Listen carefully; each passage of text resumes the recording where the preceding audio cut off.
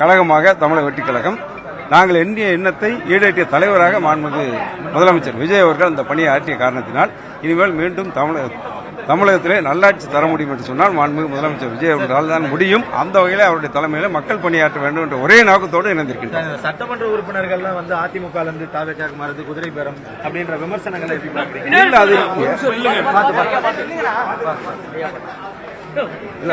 அது ஏற்கனவே நடைமுறையில் 2006 2011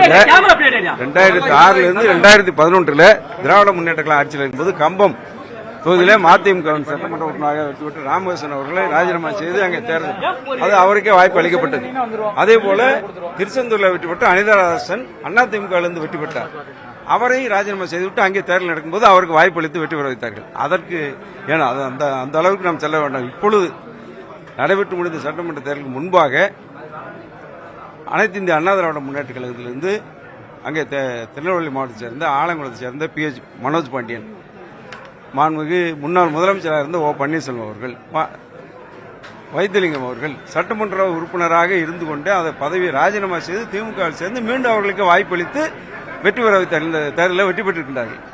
எனவே அந்த நடைமுறையை துவக்கியது திராவிட முன்னேற்ற கழகம் தானே தவிர இன்றைக்கு புதிதாக நடைபெற்ற சம்பவம் அல்ல. இது தமிழக அரசியல் வரலாற்றில் ஏற்கனவே அவர்கள் நடத்தி காட்டியிருக்கிறார்கள். அவருடைய விருப்பம்.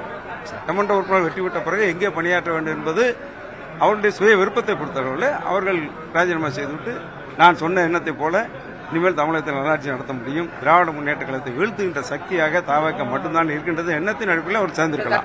விஜய் அவர்களை கடுமையாக விமர்சித்து இப்ப அவர் கட்சியில இணையறதா அவர் முதலமைச்சராக ஏற்றுக்கொண்டு நெருடல் இல்லையா சார்? ஒரு நெருடல் இல்லை. ஏன்னா நாங்கள் நோக்கம் ஒண்ணுதான்.